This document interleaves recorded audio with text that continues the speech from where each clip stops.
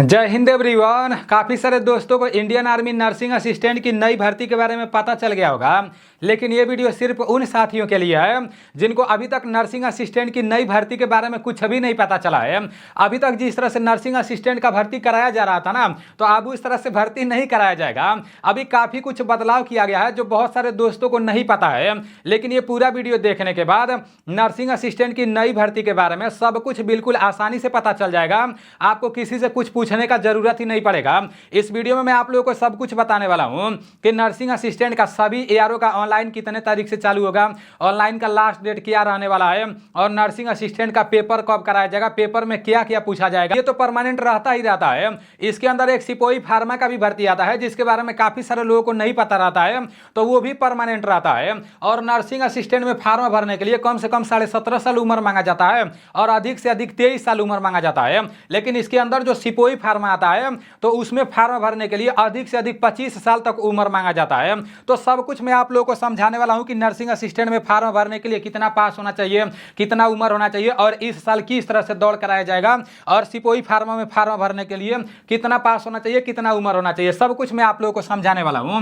अभी मैं किसी एक एआरओ का नर्सिंग असिस्टेंट का नोटिफिकेशन लिया हूं, और जिस नियम कानून से एक एआरओ में भर्ती कराया जाएगा तो उसी नियम कानून से पूरे भारत में नर्सिंग असिस्टेंट का भर्ती कराया जाएगा।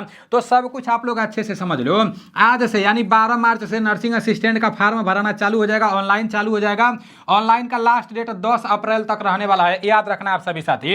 अब ऑनलाइन होने के बाद पेपर कब कराया जाएगा, तो पेपर के बारे में यहां पर बताया गया है कि ऑनलाइन एग्जाम डेट जून 2025। अभी डेट क्लियर नहीं किया गया है कि जून में इतने तारीख से पेपर कराया जाएगा, सिर्फ बोला गया है कि जून 2025 में आपका पेपर कराया जाएगा। लेकिन आगे यहां पर लिखा गया ना कि ये डेट आगे भी हो सकता है, जून से आगे भी आपका हो सकता है। उसके बाद से ये अस्थाई डेट दिया गया है, ये मतलब अस्थाई रूप से डेट नहीं दिया गया कि हाँ जून में पेपर करा ही लिया जाएगा। ये टेंटेटिव शेड्यूल है, मतलब जो पेपर का डेट है ना वो आगे पीछे हो सकता है। तो ये अपने दिमाग में बैठा कर चलना कि ये कभी भी डेट बदल सकता है मेरे भाई, लेकिन आप लोगों को हमेशा तैयार रहना है अपने तरफ से।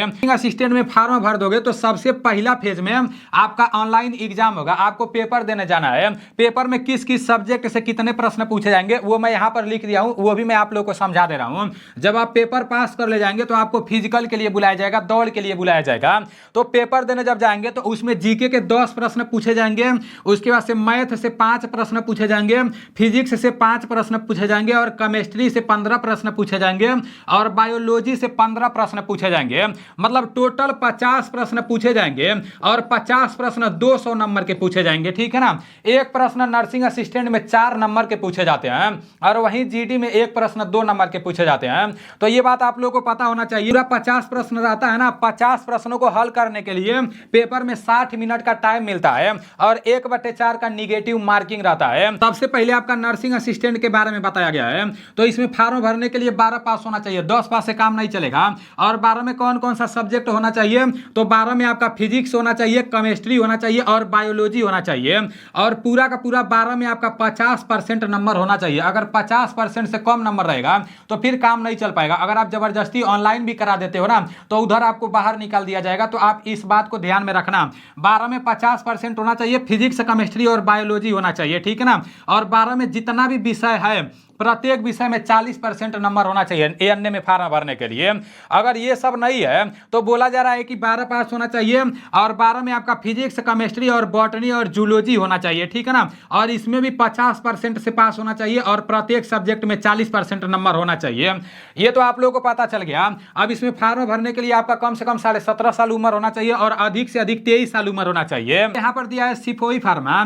तो अगर आप सिपोही फार्मा में फॉर्म भरना चाहते हो तो इसमें 12 पास मांगा जाता है, और 12 पास के साथ साथ डी फार्मा जैसे होना चाहिए, ठीक है ना। और 55% उसमें आपका नंबर होना चाहिए, तभी आप सिपोही फार्मा में फॉर्म भर पाओगे। तो इसको आप लोग देख लेना, ठीक है ना। और इसमें जो उम्र मांगा जाता है वो 19 साल से लेकर 25 साल तक मांगा जाता है। और इसका जो डेट ऑफ बर्थ है 1 अक्टूबर 2000 से लेकर 1 अक्टूबर 2006 के बीच में आपका होना चाहिए, ठीक है ना। आगे यहाँ पर यह बताया जा रहा है कि किन लोगों को पेपर में कितना नंबर का छूट मिल जाएगा, तो ये भी आप लोग देख लो। अगर आपके पिताजी आर्मी में है और आपके पास पिताजी का रिलेशन का सर्टिफिकेट है तो आपको पेपर में पूरा 20 नंबर का छूट मिल जाएगा।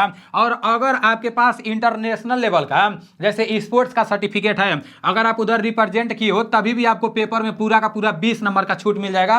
लेकिन ओरिजिनल सर्टिफिकेट होना चाहिए, वेरिफिकेशन के टाइम में कोई दिक्कत नहीं होना चाहिए, ठीक है ना। और अगर स्टेट लेवल का आपके पास स्पोर्ट्स का सर्टिफिकेट है, सीनियर जूनियर का जो भी है या नेशनल लेवल का है, तो फिर आपको पेपर में 15 नंबर का छूट मिल जाएगा। और जिन लोगों के पास एनसीसी ए का सर्टिफिकेट है तो एएनए के पेपर में 5 नंबर का छूट मिल जाएगा। आपके पास एनसीसी बी का सर्टिफिकेट है तो उन लोगों को पेपर में 10 नंबर का छूट मिल जाएगा।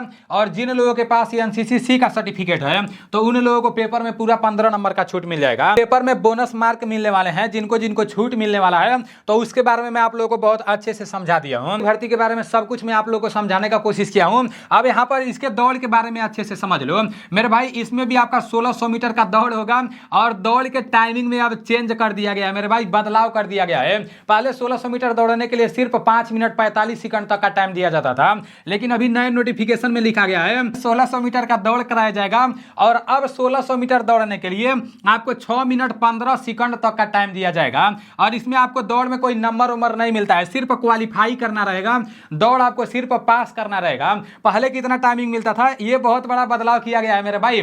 पहले नर्सिंग असिस्टेंट में 1600 मीटर दौड़ने के लिए 5 मिनट 45 सेकंड तक का टाइम दिया जाता था, लेकिन अब 6 मिनट 15 सेकंड तक का टाइम दिया जाएगा। देखो आपके सामने लिखा गया है नए नोटिफिकेशन में। उसके बाद से फिर आपको 9 फीट का गड्ढा कूदना रहेगा और वो भी सिर्फ क्वालिफाई करना रहेगा, ठीक है ना। उसके बाद से जो भी आपका पुलअप्स रहेगा तो 6 को सिर्फ आपको बीम मारना है, यहाँ पर साफ साफ लिखा गया है कि 6 को बीम मारना है, वो क्वालिफाई करना रहेगा। उसके बाद से फिर आपको जिग जग बैलेंस उधर लोहे पर चलना रहता है, ठीक है ना, तो वो भी आपको क्वालिफाई करना रहेगा। तो इसका जो फिजिकल का प्रक्रिया ना बहुत आसान बना दिया गया मेरे भाई। कोई भी बंदा 6 मिनट 15 सेकंड में 1600 मीटर का दौड़ पास कर ले जाएगा और ये 6 को बीम मार देगा, कोई भी बंदा मार देगा। तो दौड़ को बहुत आसान बना दिया गया है, ये इसमें बहुत बड़ा बदलाव किया गया है।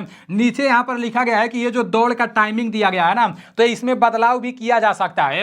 यहां पर बोला जा रहा है कि इसमें कभी भी कुछ भी बदलाव किया जा सकता है, इसलिए please check the timing on join Indian army website. Paper का डेट दिया गया है जून में, तो उसमें भी बोला गया है कि वो टेंटेटिव है, मतलब उसमें भी बदलाव किया जा सकता है। और दौड़ में जो टाइमिंग दिया गया है ना, तो इसको भी ये लोग टेंटेटिव बता रहे हैं, इसमें भी ये लोग कभी भी बदलाव कर सकते हैं। लेकिन अभी तो 6 मिनट 15 सेकंड ये लोग बोले हैं, ठीक है ना। बाकी आगे जो कुछ भी होगा सारी चीजें मैं आप लोगों को समझाने का कोशिश करूंगा, सारी चीजें मैं आप लोगों को बताने का कोशिश किया करूंगा। चलो ठीक है, मिलते हैं अगले वीडियो में। जय हिंद।